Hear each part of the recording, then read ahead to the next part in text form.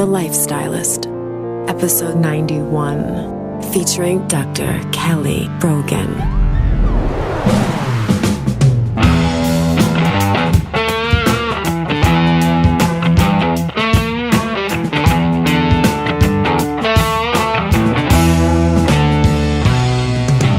I'm Luke Story, a former celebrity fashion stylist and founder of School of Style.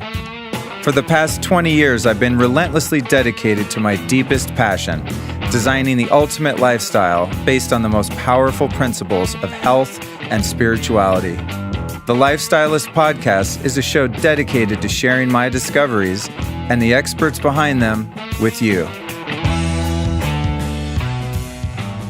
Yo, check this out. First things first, before we kick off this fantastic interview with Dr. Kelly Brogan, I need to remind you that this Thursday, I'm going to be speaking at Noya House in New York City at a fantastic event called Whitma Live. That stands for Wellbeing in the Modern Age, which is a pop-up live conversation series focused on the practical methods for living a healthy and connected life, which is really what this show is all about, right? So that's this Thursday, September 21st in New York City from 6 p.m. to 10 p.m. I'm going to be speaking on a panel with tons of other fantastic thought leaders in the realm of personal development, spirituality, new age, now age, all the good stuff, okay? So go to whitmalive.com to get your tickets. That's WITMALIVE, whitmalive.com. Here's what's up, though. As always, I got a little hookup for you. If you go to whitmalive.com and enter the code Luke, you will save $10 off your ticket. It's normally $85, but you enter the code Luke, you save a 10 spot, you're going to get in for $75. And this is like a 4-hour epic event with about 30 different speakers, yours truly included. And I'm just looking forward to meeting tons of you listeners there. So roll out this Thursday, September 21st. It's held at Noya House in New York City, 6 p.m. to 10 p.m. Go to whitmalive.com to pick up your ticket. It's going to be epic. I'll see you then. Okay, I've got something really cool to share with you, and that is my latest find in the biohacking tech world. If you follow me on social media or you listen to this show, you know I'm always looking for the latest and greatest when it comes to technologies with which to improve my health. And I recently stumbled across something called a Joovv. That's spelled Joovv. And the Joovv is a red light therapy device that you use in your home. And that's what people always see on my social media. And they ask me, what the hell is that red light behind you? Or I'm going to tell you about it. Check it out. Let me break it down like this. So just like whole food can be broken down into different vitamins and minerals, well, sunlight can be broken down into different colors. So just like the nutrients in whole food, each color of sunlight has its own effect on our bodies. This is why you feel so awesome when you get out into the sun, right? Well, each color of the sun spectrum has its own unique properties, and each one penetrates your body and benefits your body in different ways. So once your body absorbs this light, the energy is converted into cellular energy, which kicks off a series of metabolic events like the formation of new capillaries, elevated production of collagen, and the release of ATP, which is the stuff that gives you shit tons of energy.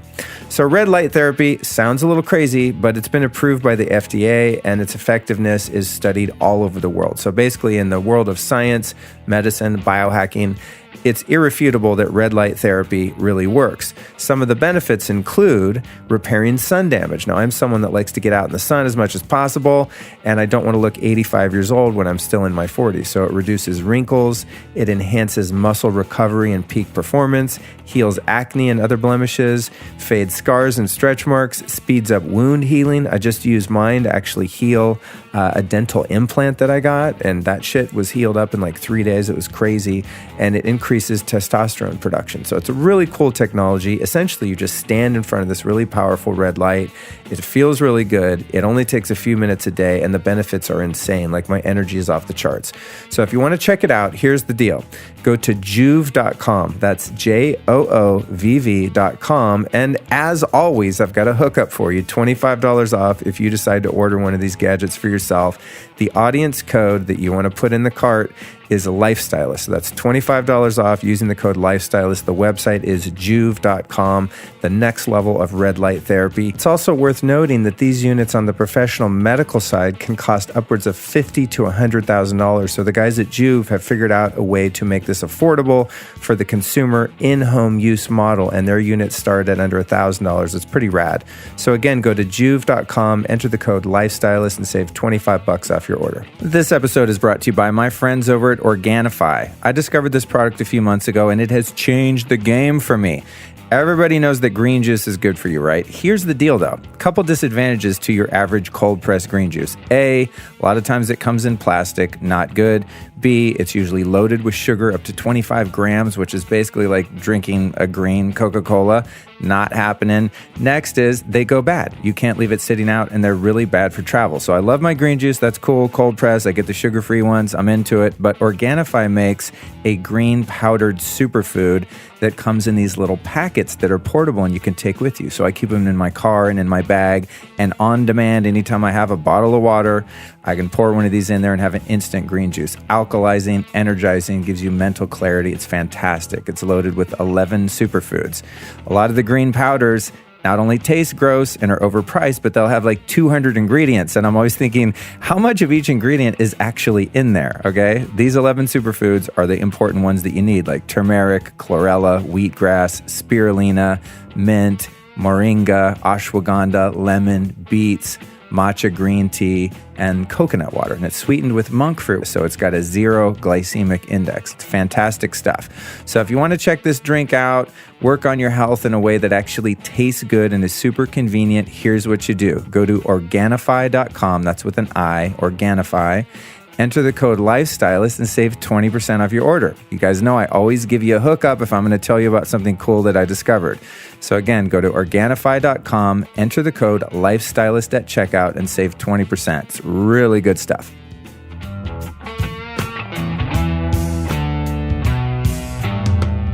Ladies and gentlemen, boys and girls, welcome back to another episode of the Lifestylist Podcast. I am, as always, your faithful host, Luke Story. You can find out everything you would ever want to know about me at a website called lukestory.com. But more importantly, if you're new to the show, I want to welcome you. You stumbled on the right episode, my friend, because Dr. Kelly Brogan is bringing the heat on this one, okay? If you've been here before and you're coming back, I want to welcome you back. Thank you so much for listening to the show. You guys are all making a great contribution to my life by giving me an opportunity to have a platform to share fantastic minds like Kelly's with the world. And so here we are on another episode.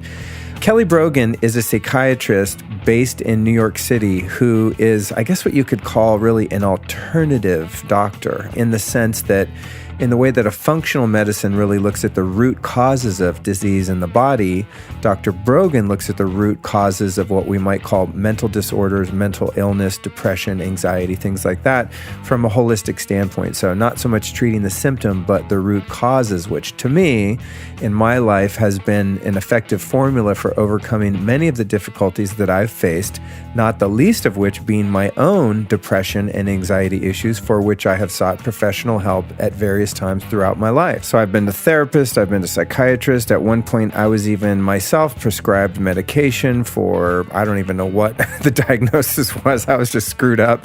And the doctor said, I can't really help you, but take these pills and it might work. So I'm no stranger to the world of psychiatry and therapy and all this kind of stuff. And that's why I was really excited to interview Dr. Kelly Brogan. And I've got to say, she is one of the top most recommended or requested guest of the show. So if you're one of those listeners that reached out to me on Instagram or at my site, I want to thank you for the great recommendation. I looked her up, found her work, did some research, and was like, yes, I've got to get this woman on the show because she is bringing some really great and transformative, paradigm-shifting information to the world. So if that was you, listener, thank you so much, and keep them coming. I get a lot of recommendations from listeners, and sometimes I look them up and it's like, yeah, not a fit. A little too out there in the woo-woo, or a little too dry and boring and scientific, just too far in one of those spectrums. And the purpose of this show is to kind of meet everyone right in the middle and have a party that everyone's invited to and no one feels like they don't belong in. So thank you for the recommendations. Some of them I will follow and some of them I will not. But I'm certainly grateful that I followed this one because Kelly Brogan is genius, brilliant woman. We had a fantastic conversation. I learned a ton from her. I'm sure that you're going to as well. So this is an episode that you want to stick with till the very end. It's only about an hour, shorter than some of my other episodes, as you'll know if you have been a listener before. But this one is very groundbreaking and pretty, I guess, fringe, you could say. I mean, she's really, I got to say, man, she's very courageous because the industry that she's in is, I don't know, potentially a dangerous one to kind of veer off of the beaten path and go, other than the known way. And she's definitely kind of doing her own thing, which I have so much respect for, so much courage. So anyway, here's what we covered during this episode without further ado, okay? The root causes of depression and other mental disorders. Like, what is the underlying issue that's actually manifesting in all of these things that we call depression and anxiety and all the stuff that we have labels for? And really, is depression even actually a disease? What about anxiety and bipolar and schizophrenia and all these things? Are these just symptoms of our lifestyle and of our culture, or are they actually diseases? Very interesting answers from Dr. Kelly Brogan. And then we cover the spiritual underlying causes. Are we not just disconnected from each other and from God and our tribal roots? Is that really what makes us susceptible and vulnerable to these mental disorders? Then we explore something called the Rat Park studies, which effectively, well, I guess, it depends on your perspective, but in my opinion, kind of prove that addiction is based on the lack of love and connection. Very interesting stuff there. And why is our culture so terrified of emotional pain? And doesn't it actually serve us to learn how to walk through pain and grow from it rather than just medicating every time we get a tear? How we can use Kundalini yoga and meditation to help with emotional and mental issues. And then what's the whole deal with the serotonin deficiency issue? Is it a real thing? You'll be surprised to find out Kelly's answer. And then subjectively, as I said, I was on a medication. It happened to be called Effexor. And so we talked to Kelly about that and dive into the idea of whether or not that it was actually addictive and if it was good for me or not. And what do antidepressants actually do to the brain? Do they work? Are they ever called for? Or are there other solutions that we can seek out before going to medication like that as a last resort? How can people with even serious mental problems naturally overcome these deep-seated issues? So some of the other disorders that are, more on the clinical side, not just like I feel a little sad, what can we do about those? Then how can someone safely wean off of antidepressants if they've become dependent on them like I once was? And then we get into some lifestyle stuff. And I posed the question to Kelly, can eating red meat cure women of depression? You'd be surprised to find her answer. How environmental toxins in our food and environment are one of the leading causes of mental and emotional disorders. And then the dangers of eating sugar and why gluten, dairy, soy, and GMOs are so dangerous when it comes to our mental health and well-being. So this episode, my friends, is packed with transformative information. Really happy to bring this to you. I'd love for you to share this episode with a friend. And by all means, here's what I really want you to do is subscribe to this show. Click subscribe somewhere on your device or your computer right now, literally, as you're listening to this. You know why? Because if you subscribe, you won't miss any of the future episodes, like next week's episode with Dr. Dan Stickler from Neurohacker Collective. Next Tuesday's episode with Dan is all about nootropics and smart drugs and how to optimize your intelligence, mental performance, memory, energy, all that stuff. So you don't want to miss it. So definitely subscribe. And without further ado, let's jump into this episode featuring Dr. Kelly Brogan.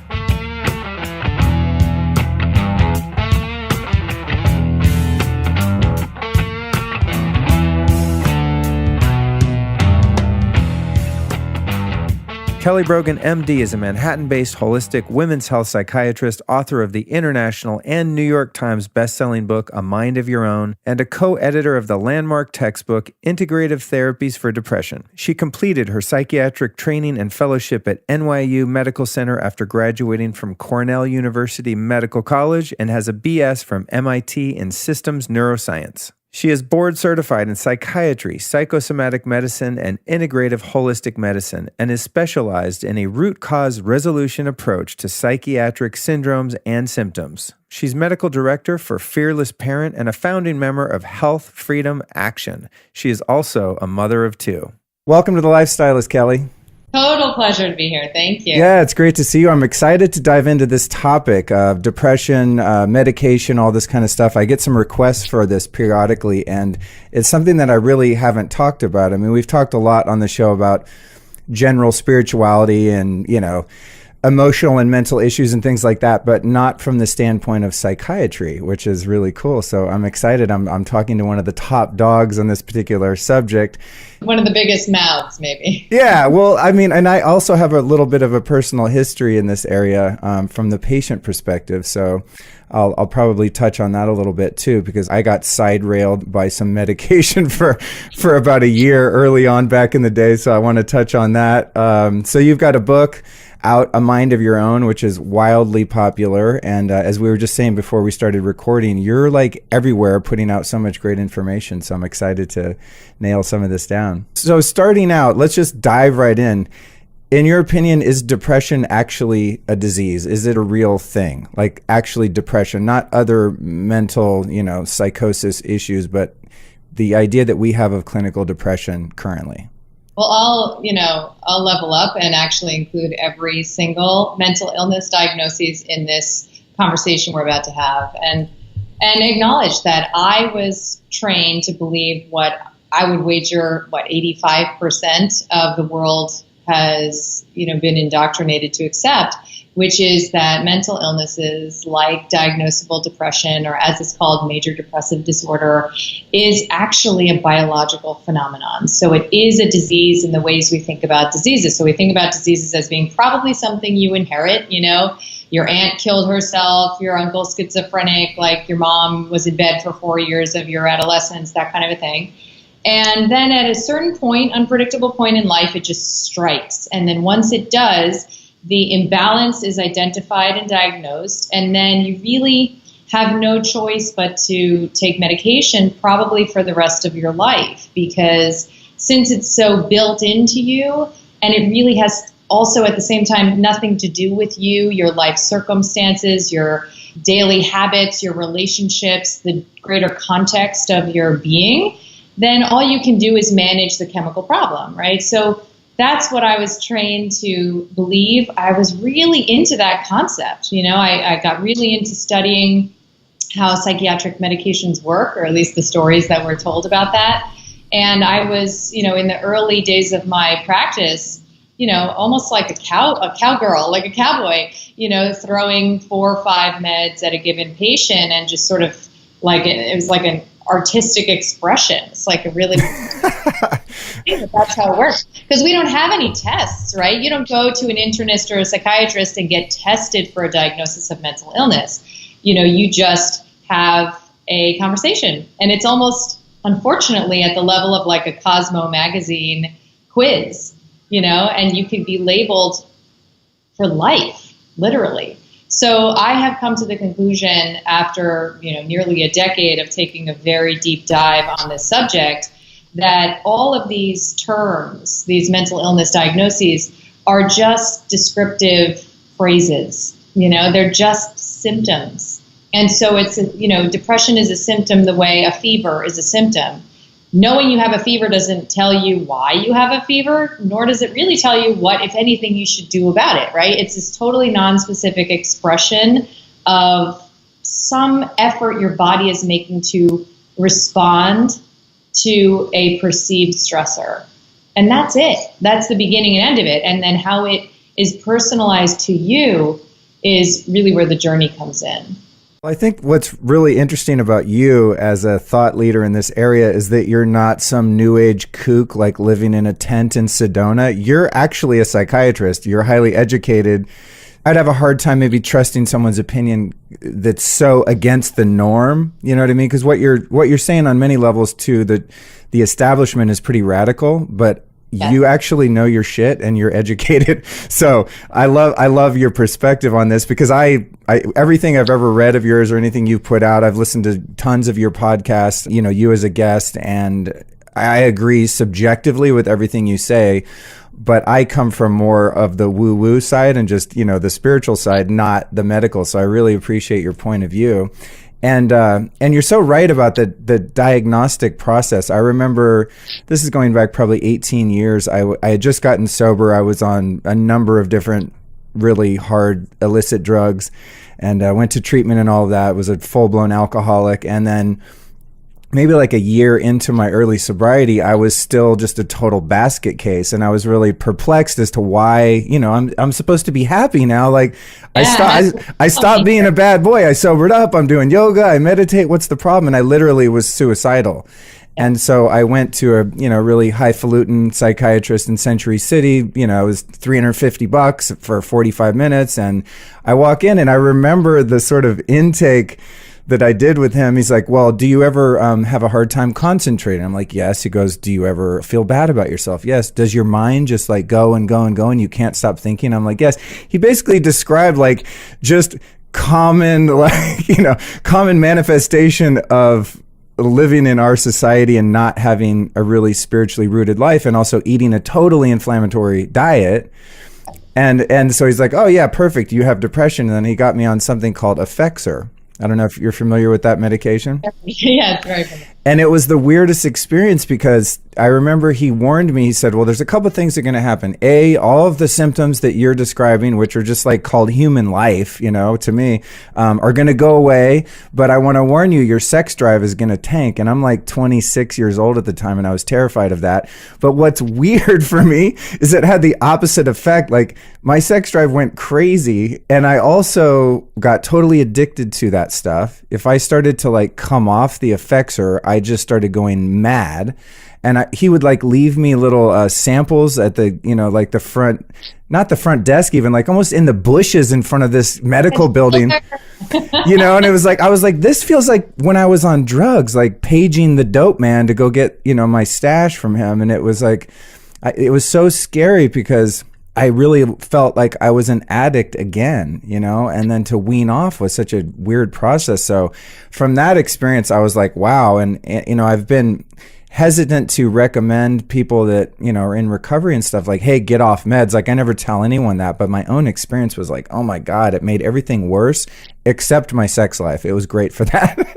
Well, probably because you were, what we call like disinhibited.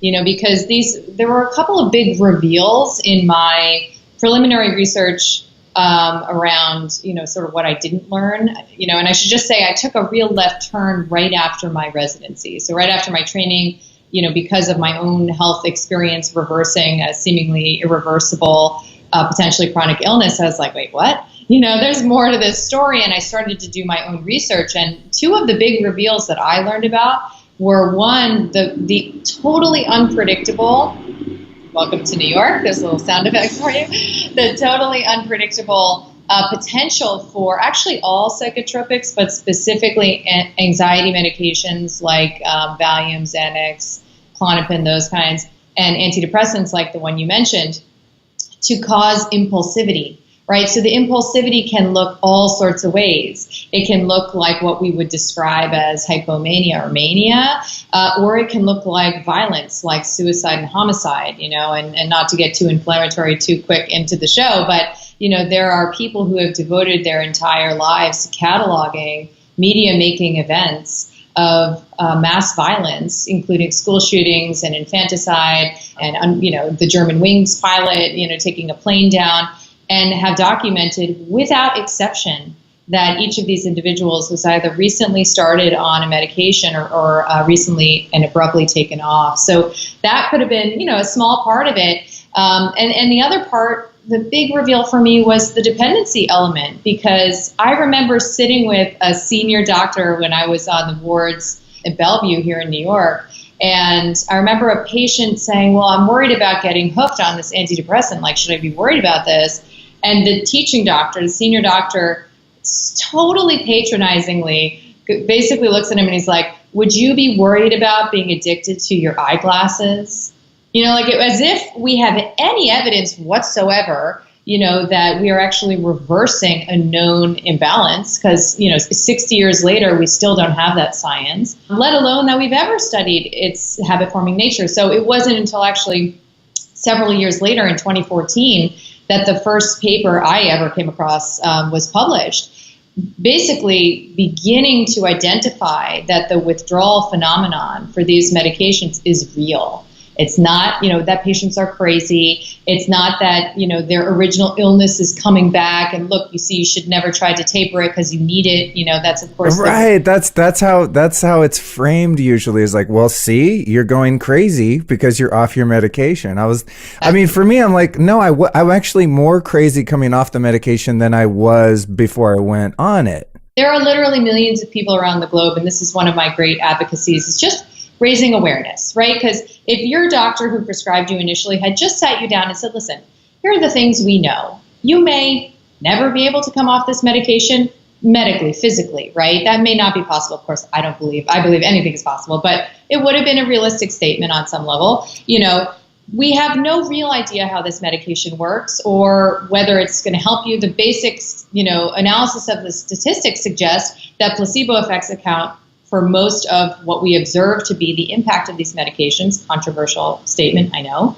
And maybe you might kill yourself or kill someone else totally out of character in a moment of impulsivity and have to suffer that consequence for the rest of your, no one obviously says these things or no one would ever take it. But you don't want to find out about that later, right? At least if you can dismiss it, ignore it up front, but you've heard it, that's called informed consent. And it's interesting about the one of the most controversial blog posts I've ever written, and I've written a couple, was actually about alcoholism. And the wave of hatred that I invited from the recovery community was really surprising to me. I know I have unconventional perspectives, but the through line of my perspective is that there's really no such thing as an irreversible disease.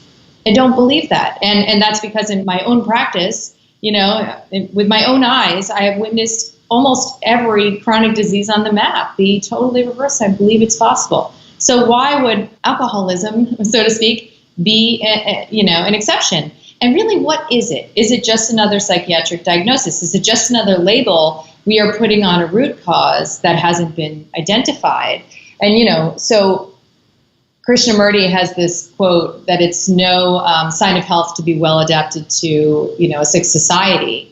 And that's exactly what the realm of psychiatry is expecting of us. We are expected to be totally cool with what the hell is going on in life today, on this planet today, in the way that we live, totally out of sync with all of our natural biorhythms, the way we eat, the way we move around, the communities that have shriveled to non-existence.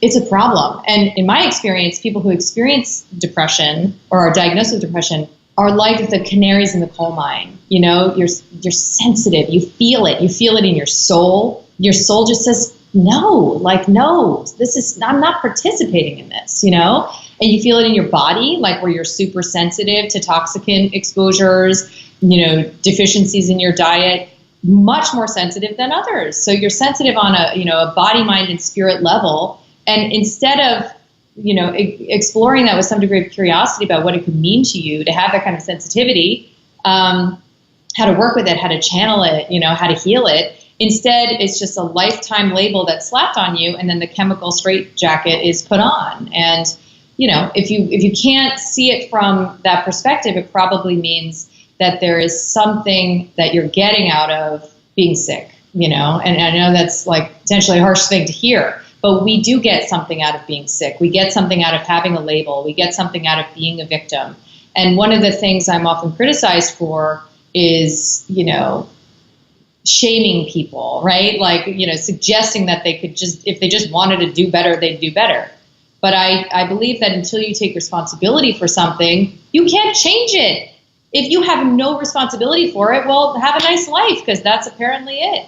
And I know that's not true. I know that this is changeable in its nature. But the first step is understanding that you matter in the equation, right? Like, that's the thing about Western medicines. Like, there's no you. There's just the hepatitis case in room 104, bed C. Like, that's the way allopathic medicine is constructed. And amazingly, a psychiatrist is actually etymologically is the doctor of the soul. There's no conversation about soul in the preceding moments before a prescription is written. That's just not even part of the equation. Well, it's God. There's like so much to unpack there. I think like I'm going to request to interview you every 6 months or so, because I need like an hour with you like every quarter, I think, to unpack just one rant like that.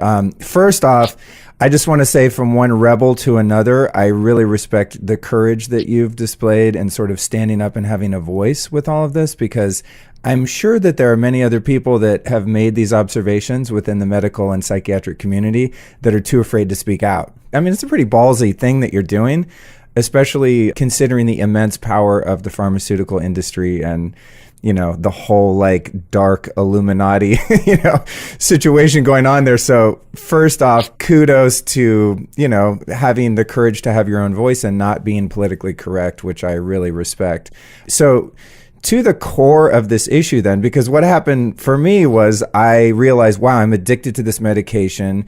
It has horrible side effects, one of which was very much, I was never really like into crystal meth, you know, per se, but I know what it's like because I've done it many times, even though I hated it.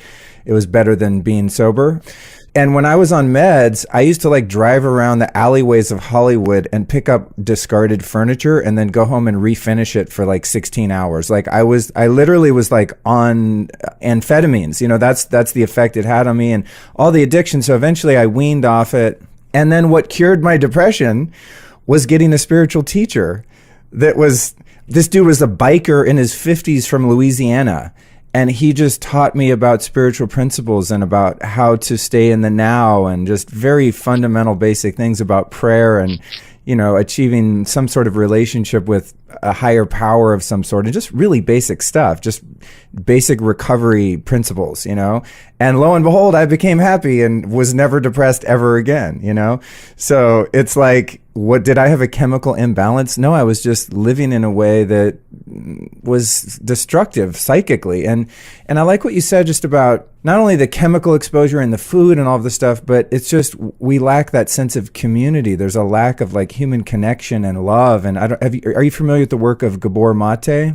Yes. Absolutely. You know, yeah, and he has this whole model of, you know, that we're all victims of trauma, and specifically people that become addicted to drugs and alcohol have experienced some kind of trauma. And that might not necessarily mean that you were beaten half to death by your mean uncle, but just there's a sense of disconnection and abandonment. And, you know, we just don't have that sense of community. And I fully believe that most of these problems are traceable to us actually connecting with one another and finding some spiritual basis of living.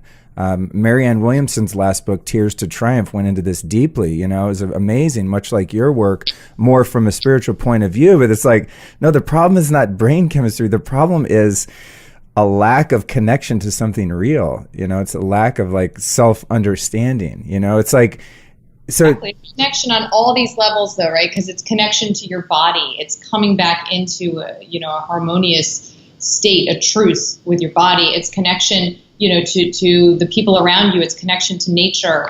An amazing book by this guy Francis Weller called The Wild Edge of Sorrow, and it taught me a lot about all of the different sources of grief that we are each individually and collectively struggling with on a daily basis, and to pretend that that is not real. You know, grief about what's going on the planet. Like when you see an oil-slicked duck, like your heart hurts, you know? It squeezes inside anyone's body when they see that image. That means we're feeling that all the time because we are sentient, you know?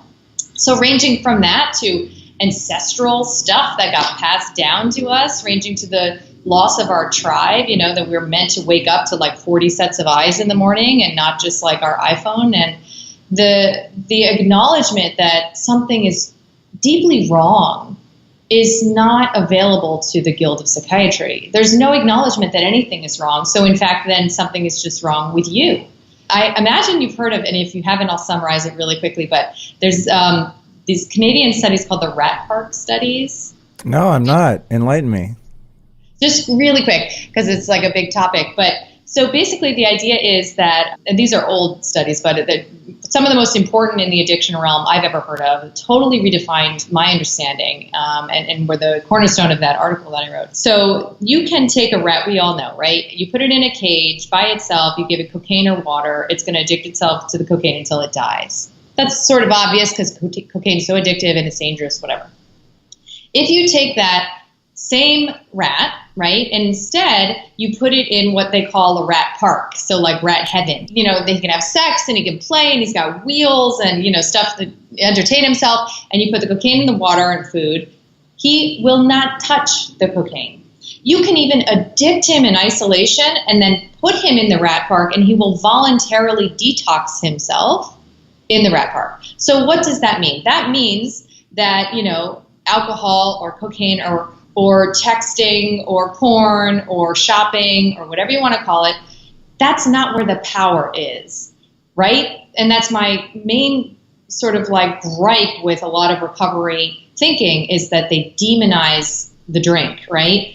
But in fact, that's not where the power is. And if you give it the power, then you miss the opportunity to understand the power of the wound inside you and the way that we all naturally are wired to try and ease that, right? But it's like licking an ice cream when you're thirsty. It sort of feels good, but you're still thirsty, right? So like, how do you get to that? And that's the spiritual journey. I mean, I was an atheist, belligerent atheist my entire life, like totally, Dawkins level dismissive of anyone who needed the fairy tale of like religion. And, through my own, past, I would say 5 years of like massive, begging for mercy challenges in my own life. The Hashimoto's and all the stuff that you went through? Sort of the beginning of it, but just like a ton of death and, dissolution of my marriage and, all the revolutionary aspects of remaking my understanding of, this kind of health and what does it mean, and then activism and a lot of dark stuff. I'm very involved in vaccine-related activism. That's an extremely dark place to dwell. It's just been a very intense process for me that has helped me to understand what a dark night looks like, and sort of how to connect with the meaning of it, the purpose of it. And I bet that's what your spiritual teacher did to you, is that he basically was like, this all happened in service, right, of growing you to be the person you're meant to be, to make things more clear. It's not random shit that just befell you. It was for you, right? It's meaningful. And that's why it's said that suffering ends when meaning is found. It's true. Oh, that's great. That's great. I've never heard it put like that. So true, yeah. Like if I'm birthing a baby, I'm a big home birth advocate. If I'm birthing a baby, right, and I have someone next to me, midwife, ostensibly saying, this is exactly how it's supposed to go. You're doing a great job. Like, just keep it up. Just keep going. You can totally do this. Then I understand and give a context to, and my nervous system, allows for me to unfold. And then everything is fine, right? But what if I had someone next to me that's like, oh my God, what's happening? This is not looking good. Like, I think we really should go to the hospital. That's basically what we do as a society to anyone who is struggling. We freak out, we want to react. We want to drag them to the ER. Oh my God, you're suicidal. Like, there's no room to just let someone feel dark stuff, just feel it. Because the truth is, if you just let it be felt, it transforms, sometimes within hours, right? Yeah. No ability to just sit with it, just be. That's all I do in my practice. I just sit there while people are really in it, That's like literally all I do, and I never get freaked out, ever, never once. I've never sent a patient to the emergency room in my career. So, and probably I would say 30% of my practice is suicidal actively at any given time, largely because they're in the process of coming off of medication, and it has that effect, as you may be able to relate to. So that's a big part of what we all have to begin to develop consciousness about, is that like Marianne's work suggests, that suffering and struggle is part of the deal, it's part of the human deal. And it's really where the growth is. It's where the learning and maturity is. I mean, I've had personally a horrendous year emotionally. I mean, really difficult times in so many different areas. Business, relationships, etc. And now I'm sort of on the upswing of that, and having applied really the tactics and principles that you just described of, knowing this many years into my own kind of development that the way around it is through it, right? And I mean, just literally sitting there crying, just feeling the pain deeply, whatever that pain is, because that's what I've been trained to do and found to be most effective. And it's like the emotional growth that I've been able to experience in such a short period of time is just insane. I mean, I'm sure it's even more than I subjectively realize. But I'm a totally different person than I was 9 months ago, 6 months ago, because I didn't medicate. I actually just sat there and felt my own humanity and felt the pain and had somehow the courage and determination to just walk through the fire and come out sort of galvanized to the point now where I go, oh my God, it was so worth it. Like all of that pain was amazing. You know, it's easier to say that having, you know, come out the other side. You it's always will. You always will. Totally. But I'm like, oh my God, if I went to see some like lackey shrink, they would have been, oh my God, you're going through a breakup. We need to get you on meds to get you through this. It's like, no, I don't need meds. I need like friends. I need a hug. I need to do some journaling. I need some prayer. I need to meditate more deeply. I need to do some Kundalini yoga, some breathing. I need to embody this transition. Yes. You know, and I love how you mentioned the nervous system too, of actually building the resilience in one's nervous system to be able to handle the emotional pain and the trauma of death and sickness and all the, you know, the aspects of human experience that are so uncomfortable and at times unbearable. It's a practice, you know, and I'm Kundalini trained myself and total zealot about it because it saved my life, hands down. I mean, it absolutely saved my life. And part of it is like really toning that system so that you can connect to the calm in the storm. It's a practice. It requires, you know, work. And I would say that like a fringe benefit to your having been able to walk through that dark canal, be squeezed by it. And, you know, a fringe benefit is that now you are better able to empathize with others who are there. And that is reluming the fabric of our society. Right? So when you are medicated and everything's cool, but you never really got to work with the alchemy of that process, then when someone else is really in it, you don't know what the hell they're going through. You have no idea. And you can offer sympathy, but it's quite a different thing than an empathic connection. And now that you're in here, you know what? If I text you when I'm in it, you're going to be able to stand there with me without doing something about it, because you know you don't have to do anything. You just have to be with me. And that's the, you know, it's the most powerful thing we can do for each other. And we're robbed of that opportunity if we've never experienced the full spectrum of human emotion. That's so true. Yeah, I have friends that I kind of, you know, friends/mentees, and they'll call me, man, I'm freaked out. I just got fired. I'm always like, oh, that's awesome. That's great. Because it's like, I know what happens on the other side of that. If you can walk through it, you know, 6 months later, you're like, oh my God, thank God I got fired, or thank God I got divorced. My life is so amazing now. But you're so right. If you haven't really experienced that yourself and walked through it, then it is difficult to have true empathy, you know? So I want to ask something else before we run out of time here, which was on my list and it's crucial. So in the case of just, you know, the stuff that we're discussing is just the ability to deal with being a human and the stuff that we're supposed to be able to work through kind of naturally, and finding spiritual means to handle the, you know, the trauma and the loneliness and the things that are just part of life. What about people that are, you know, seriously mentally ill, like bipolar or manic, or, I mean, people that are screaming at the street light in Hollywood, like the people that I see where you're like, wow, man, they really need help. Like, where does the kind of normal depression, anxiety stuff that we're talking about end, and that like severe psychosis begin? And are the medications for that type of issue valid, and do they ever keep someone from, you know, axe murdering people at the mall? And you know what I mean? Like, we probably can't really cover that in 10 minutes, but what's your general feeling? Because I think there's true mental illness, and then there's people that are just going through a tough time and are overly medicated when they need to just like have a cry. Okay. So I would say that I don't believe in that dichotomy, that there's true mental illness and then there's just humans, you know, struggling. Because, you know, I've come to the perspective that every single experience of imbalance or illness, whether it's cancer or autoimmunity or what gets dubbed mental illness, is a very personalized invitation for you to sort something out, right? And that's why I've come to believe that the very first steps, pretty much no matter what's up, right? So this is a question I get all the time, which is why I can answer it quickly, because people assume that in my Manhattan practice, I just treat the worried well. with my methodology. And it's the farthest thing from the truth, because I am the last stop when everything else has failed. Women who've been on meds for 25 years, 5 meds at a clip, and nothing has helped them. I see people after electroconvulsive therapy has failed, multiple suicide attempts, and bipolar, schizophrenia, OCD, the whole gamut. Okay. So to me, there are no carve-outs. And part of the reason that I feel so confident in my ability to sort of liberate people to figure out what these symptoms mean for them is because when you start with physical healing first, and not a long, lengthy, journey, like a good solid month to 2 months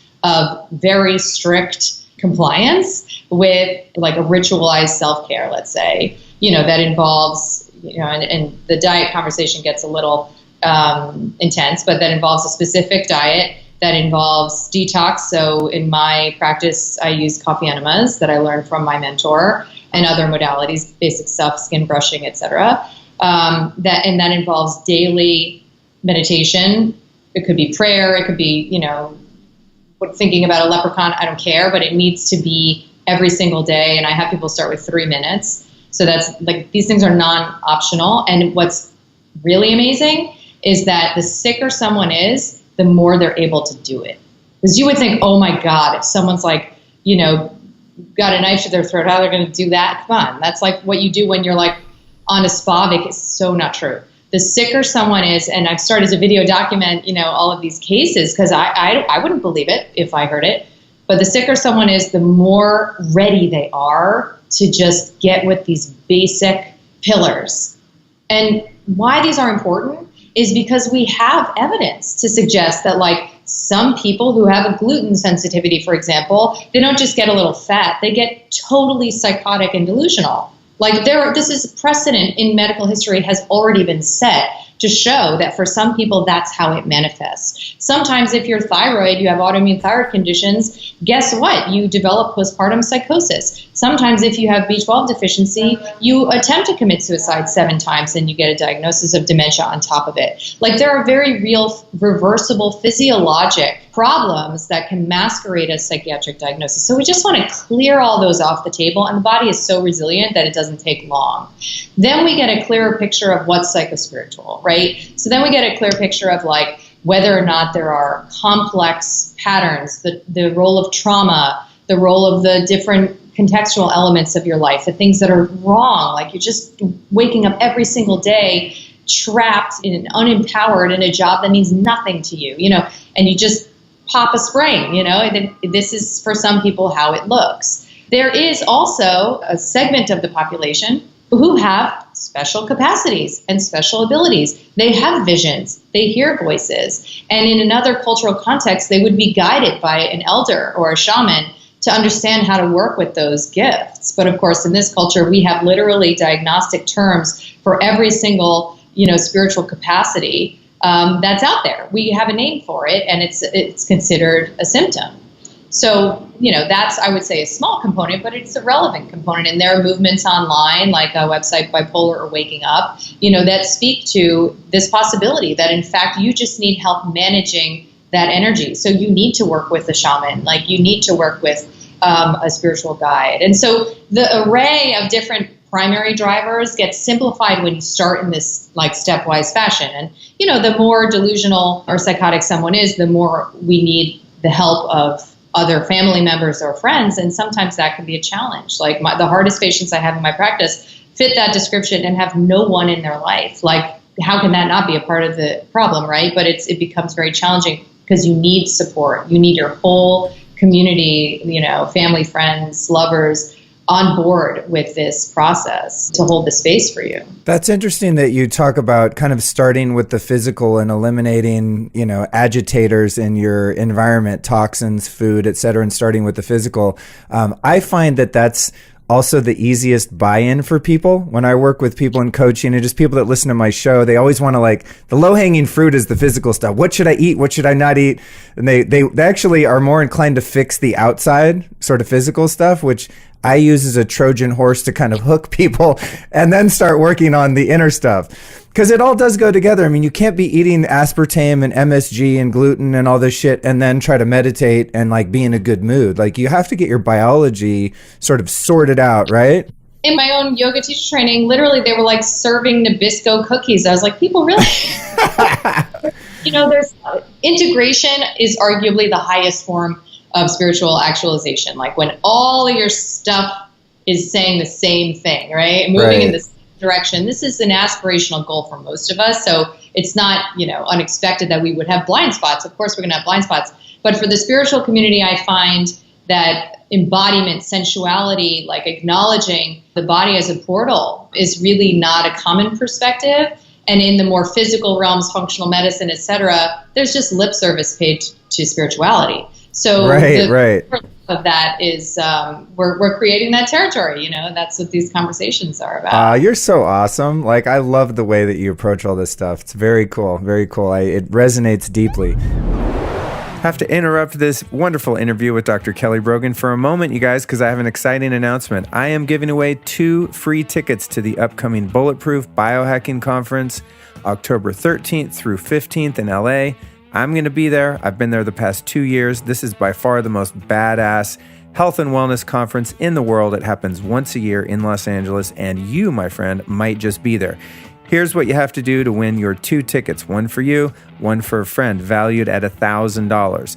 Text the word Bulletproof Luke to the number 44222. All right, I'll slow down. Get out your phone. Get ready to shoot me a text, okay? Bulletproof Luke to the number 44222. Now, if you don't have a US phone, you're going to have to go to a URL. This gets pretty complicated, so hopefully you've biohacked your brain and you're on point today. Here's the URL for people that are outside of the old United States.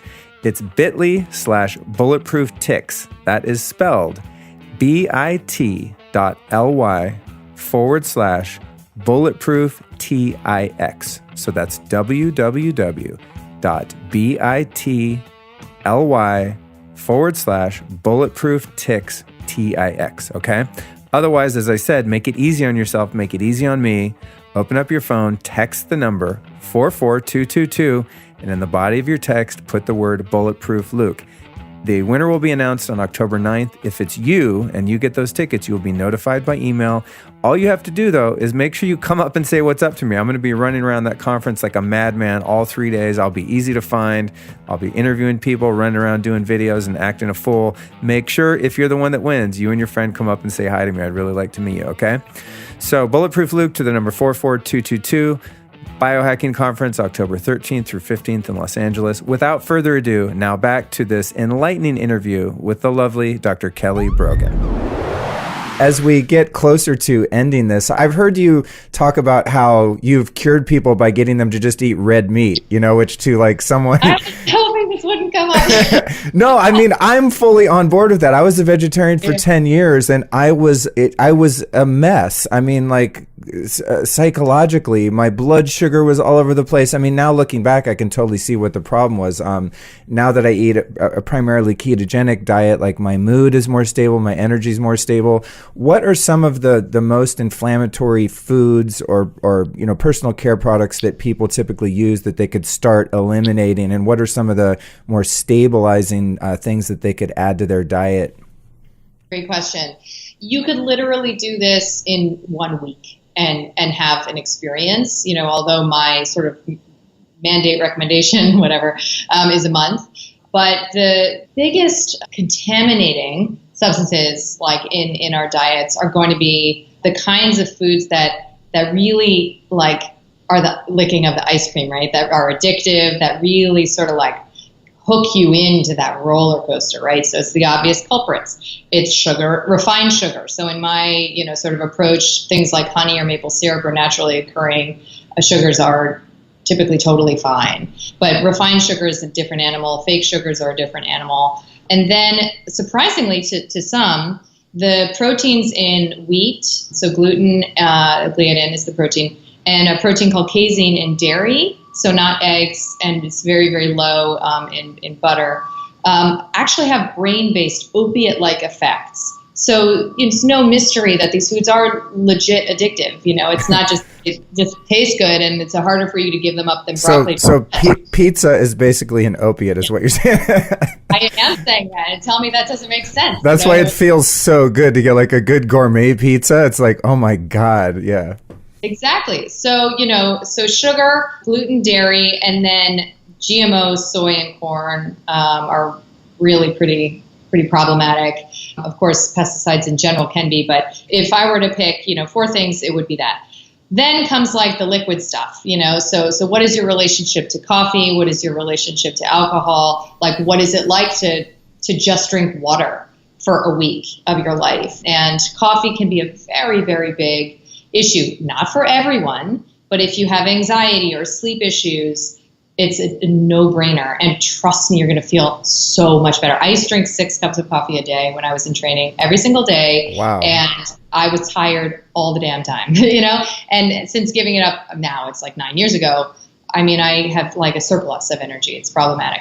And so sometimes I say, well, why don't, if you like the feeling of it, then go ahead and switch to something like matcha, or yerba mate that have similar compounds, but a much cleaner, sort of a kick. If you like the taste of it, there's like, dandelion root, tea kind of a things. I haven't had coffee in a while, so maybe I don't know, but it seems to taste a lot like coffee. Yeah. Dandy blend. You can make dandy exactly. blend or like medicinal mushroom blends that have that nice bitter sort of coffee-like taste without the caffeine. Totally. And if you just like the ritual of having something, you can, I think one of the most powerful things you can have is like called golden milk. So it's like a turmeric based like latte. It's totally delicious. So I would say those are the things to consider playing around with. And maybe you just choose one. But I go for gold. I like it. I'm an all-in kind of a gal. So in my approach, it's like the whole thing for 1 month, no cheating, not once. I don't care if you're going to a wedding and you're starving and there's nothing to eat but wedding cake, nothing. Then you start over. Is your Vital Mind Reset, the program you have on your site, is that essentially what that consists of? Is a month-long protocol? Yeah. So after I started to have these outcomes taking people off of meds, which is really the Wild West, we're not trained to do it. There aren't many clinicians in the world who do it. My wait list grew to like literally over 2 years. I said, this is totally absurd. This is not rocket science what I'm doing in here. So we put the book out, but even before I put the book out, which has the whole protocol in it, I started working on a course to operationalize this so that you don't need me. I do not believe a doctor is necessary. It's a distraction in some ways. It's a dependent relationship. And you can absolutely, now I know because I have literally hundreds of testimonials telling me that people I've never met in my life like did this all by themselves. And so, so Vital Mind Reset is the program. It took me 4 years to create. And it's basically like everything I know in, all of the bonuses and all the modules, like exactly what I do with my patients, but actually more because there's a community. So it's interesting because the outcomes we get through Vital Mind Reset that we track are actually quicker and more seemingly miraculous, like reversal of chronic treatment-resistant schizophrenia. I've never seen that in the medical literature. It's something I'm actually writing up now. I've certainly not had something that dramatic in my own practice. So how do I explain it? And a big part of it, I think, is the community. Because I don't have a community for my patients. They don't have a Facebook group or a group meetup or anything like that. So I do think that's a key ingredient for the reasons we've been talking about. And so then the things I would say are pretty critical to add in are where I can get a lot of resistance, and I get it because I was an ethical vegetarian myself before I went on my own healing journey. And it's that I found personally and then anecdotally in my practice that red meat specifically seemed totally necessary to get the kinds of outcomes that I'm looking for, which is complete and total reversal of a diagnosis and cessation of medication use. And I was like, this is how I thought meat was bad for you. Like I thought it was full of dioxins and all these chemicals on our planet, whatever. And then, as the universe would have it, I began working with my mentor, Dr. Nicholas Gonzalez, who, in brief, I believe to be the most important figure in modern medicine, who's tragically, is one of the great tragedies of my past couple of years, passed in 2015.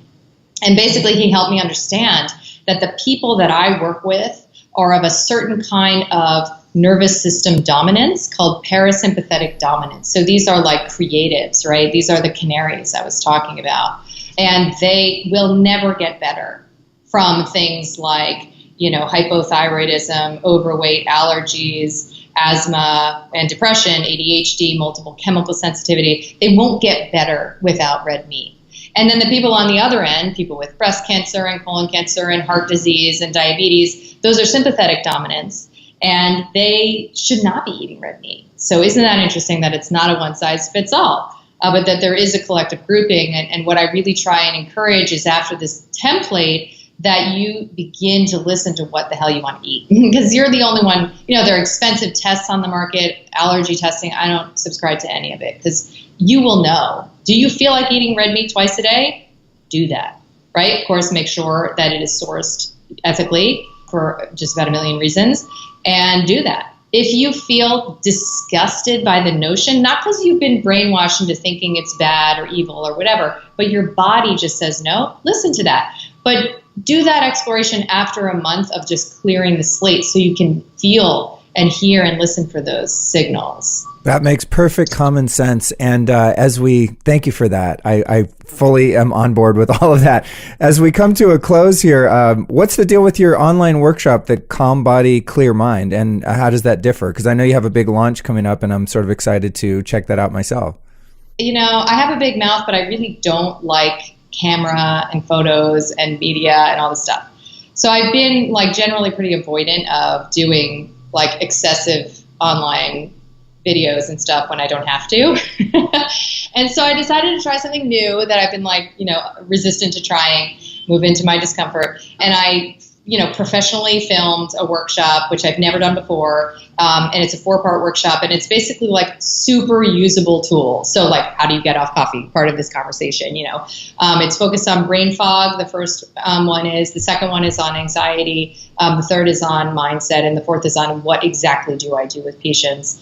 And it's just ideally, they're downloads, and it's ideally run with this for the next 2 to 3 days and see what happens. Because I think people need an early win, because once you have an experience in your body, things start to open up here, and you can begin to understand whether this is the path for you. And, I'm in this, because I want to change medicine on this planet, and I want people to know what's possible. So I need enough people signed on to this belief system that we can start to reach, sort of a critical mass and come to a speed where we start to pick other people up just in our wake, And so I realized that that's probably where I should start, more than with the scary science and all other places I typically inhabit. So the workshop's totally free, and ideally it's a lot of usable information. And then if it feels right, it sounds right, then you can join us. We have the biggest group that we're ever taking through Vital Mind Reset starting October 1st.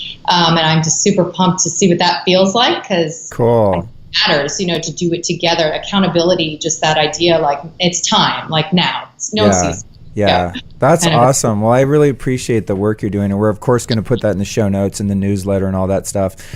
In closing here, you've taught me so much today. As I said, I could go on with you forever, but I know you've got to go. Who have been 3 teachers or teachings that have helped you become who you are? Could be a person, a book, a philosophy, anything. I love that question, because what's funny, probably 6-7 years ago, I would have been I don't know, no one. And now it's a really long list, but I could narrow it down very easily. My mentor I mentioned, Dr. Nicholas Gonzalez. There's tons of YouTube videos, that he's done. He was just like Jesus to me, really, truly like a divine figure in my life, and like a soul mate that has, through my grief, actually taught me a tremendous amount of resilience, but also taught me that there are no carve-outs for healing. He healed metastatic hospice-bound cancers totally naturally, and the people go on to survive 10, 20, 30, 40 years, under his care. It's just never history making. So I would say I have a personal teacher in the Kundalini realm and sort of a spiritual guide named Swaran Paul here in the city, who, she doesn't have a website and she's very super low key, but she's a healer of epic proportions. And she taught me how to just be with someone in their moment of real struggle, because she did that for me, and she's done it for many of my patients as well. And then I would say I got to give a shout out to my favorite philosopher of all time, Alan Watts. Nice.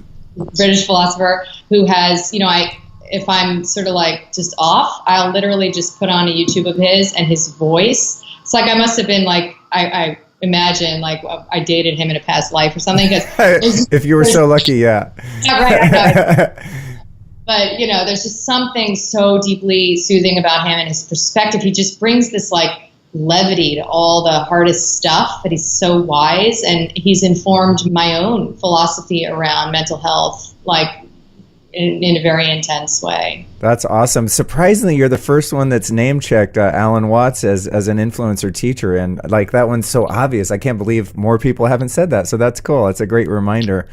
And yeah, of course, he's like the intellectual, it's like I was so masculine for so many years in my life that kind of, like another one is Michael Singer, who's like a living author, spiritualist. And like for some people that Zen orientation in its intellectualism and a bit of its like sort of cut and dry, like take it or leave it, like, you want this, take it or shut up kind of like, energy. It appeals to people who I think are more in their masculine, which certainly described me for the better part of my life. It's something I've worked on for the past couple of years, trying to balance that out. So he's not for everyone for sure, but he's for me for sure. Well, thank you so much, Kelly. It's really great to meet you. Really fun to talk to you. You're just an awesome spirit, and I really appreciate what you're doing in the world. And awesome. I want to thank you so much for taking the time to come on the show. I think our listeners are really going to benefit from your visit.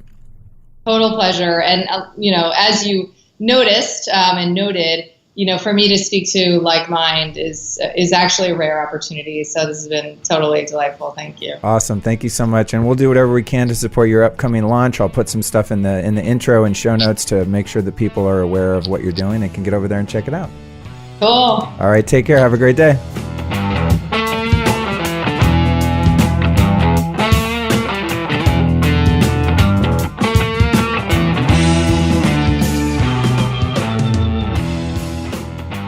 Okay. I don't know about you, but personally, my mind was just blown wide open. Wow, what a fantastic conversation with Kelly Brogan. I have a feeling with her, like many of my guests, we barely just scratched the surface of the body of knowledge that she has amassed in all of her research and experience. So I'm definitely going to be bugging her to come back on the show soon, because frankly, that just was not enough time. If you listen to the show, oftentimes I have like 2.5 hour episodes.